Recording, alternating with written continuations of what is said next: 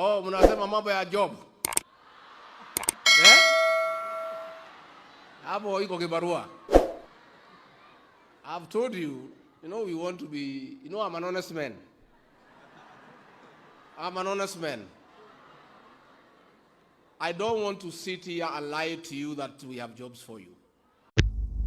A very good afternoon, ladies and gentlemen. This is Elijah.gichuru. Welcome back to my YouTube channel. In case you're new here, my name is Elijah.gichuru, and that's the name of the channel. Subscribe, like, comment, and share.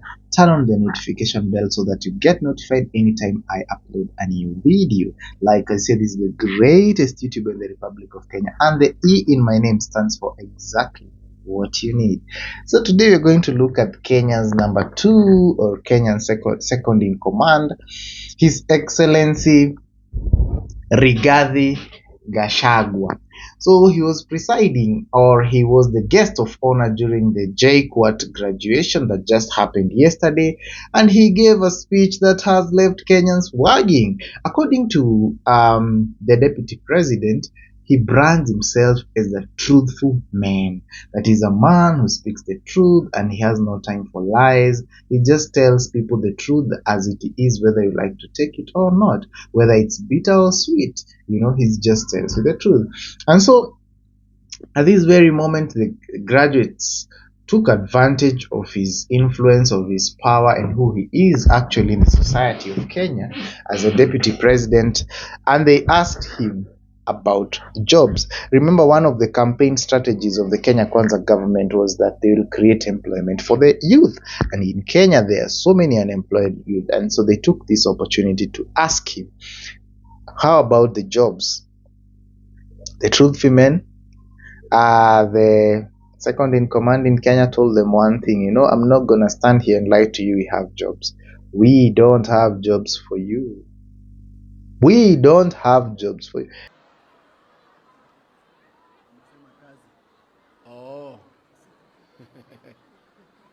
Oh, mnasema mambo ya job. Eh? Hapo iko kibarua. I've told you, we want to be, I'm an honest man. I'm an honest man. I don't want to sit here and lie to you that we have jobs for you. These jobs we are going to create together with you. This is a University of Science and Technology. Our members of the National Assembly very aggressively for 2 nights passed the finance bill to create a housing fund to construct 200,000 houses every year. Among those 200,000 houses, from this university, there will be architects, there will be quantity surveyors, there will be building engineers, there will be clerk of works, there will be electricians, there will be plumbers, and you will have an opportunity to earn a living. And that is the truth. Na kibarua iko. In the housing program, this university and the graduates from here are a very big beneficiary, because you are the people to design these houses. The QSs are the ones who do the bill of quantities. The engineers are the ones who do the structural drawings. The electrical engineers will do the electrical drawings. So, hapo iko kibarua. Wengine mutapanga huko mbele. Wengine mutakuja tufanye biashara. Now, I want to encourage you, please. Please. I want you to have a positive mind. I want you to have a positive mind. That your parents were not employed by anybody. Most of your parents were not employed by anybody. 70%. But through hard work, creative and innovative thinking, they have seen you through to university. It is possible that yourself, now with a degree, you are 10 times better than your parents. At least you have an analytical mind.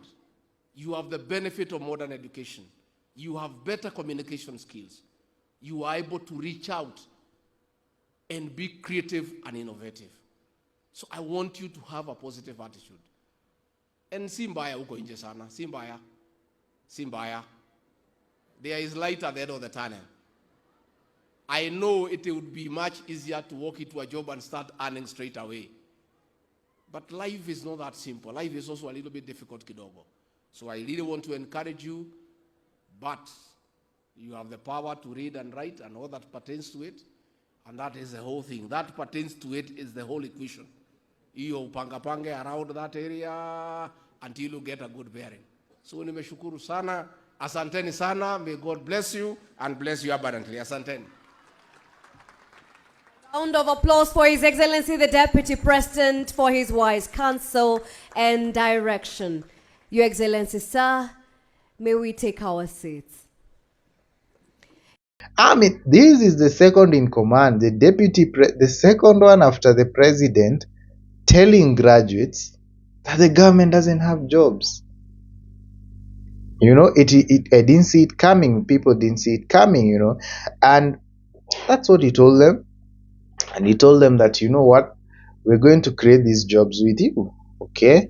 And he also talked about the housing project whereby people will be plumbers, electricians, and masons and things like that. But the question is, we are not all trained in construction. Personally, I'm trained in tourism. How will construction of houses benefit me as somebody of another profession? A lawyer, for example, how will houses construction benefit them? We don't deny the fact that many people are going to be employed if that project actually becomes successful, which will eliminate unemployment. But not everybody is trained in construction industry. Another question is, guys, do you think it was right for the deputy president to tell them the truth, to tell them the harsh reality, or was it in order for him maybe to kind of soothe them and massage them and tell them, you know, he'll do this and that and that? I mean, what do you think, guys? And what is the solution for unemployment? I remember the president talked about Kenyans going abroad to Germany, to other countries that have shown interest and have expressed interest in getting skilled, unskilled, and semi-skilled workforce from Kenya. I believe the deputy president could have used that opportunity to tell Kenyans how are they gonna get these jobs abroad. I believe they are decent jobs, and even kickstart the process of even visas, you know, processing of passports and then things like that, because I know like almost half of those graduates will not mind going to abroad to do some work there, make some dollars, help the people in this country, their loved one, their family, who they have left behind, you know. So I really don't think it was in order to discourage them. It's like going to hospital, you see somebody is dying and you're telling them, you know, you're just gonna die. Even if it's the truth, you know, it hurts and it's not something that is really, really nice to tell somebody. Also, the other thing is that, you know, the government should be able to create employment abroad and also locally, sign contracts and deals, and to see that these graduates get something to help. Remember, education is very expensive. Uh, these people are graduating after how long? Let's use the 844 system, for example. You have like 3 years of kindergarten education. You have like 80 years of primary, that's 11. You have 4 years of high school, that is 15. You have another 4 years in university, that is 19. So let's say 20 years. This is a 20-year-old investment. Look at the parents who started sponsoring these kids or taking these kids to school.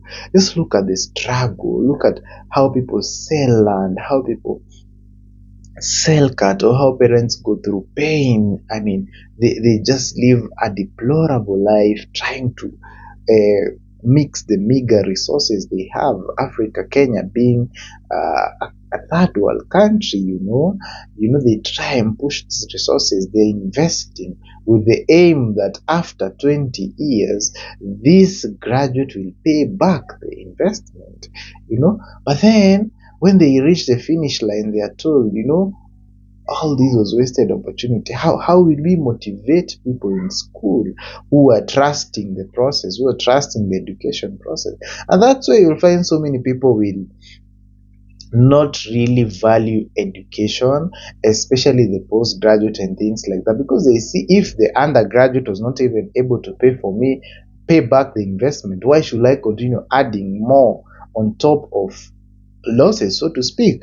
Look at somebody who has, for example, HELB loan, higher education loans board, somebody who has still servicing the debt that they got from the government, and you're telling this person that, even now, even if you're done with your education, there's no way we can help you get a job.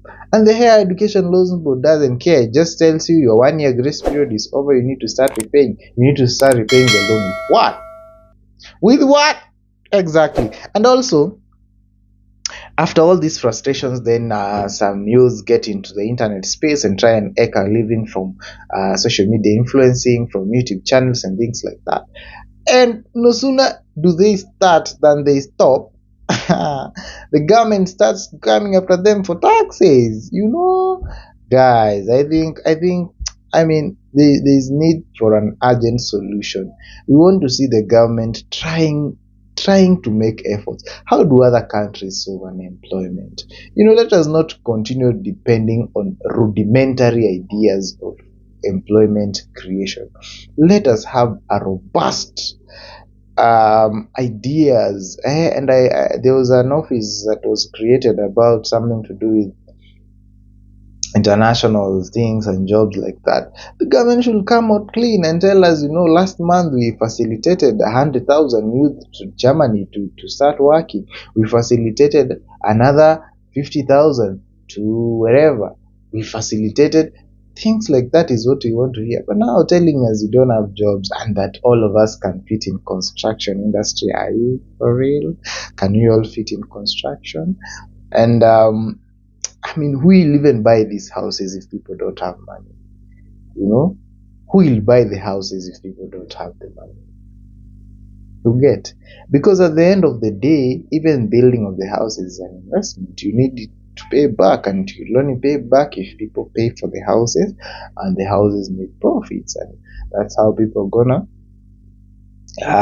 pay back for the investments and things like that. So there's actually need for faster things. If a graduate cannot get employed, how about those people who left school at high school, at Form 4, at secondary, high school, and all those other levels?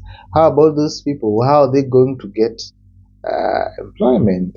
And what is that the people who are in university are better equipped to get employment. Now, if you say even those ones, they're not as much equipped as the ones that have even gone to school, and they also don't stand a chance, how are you going to motivate people to continue getting to school?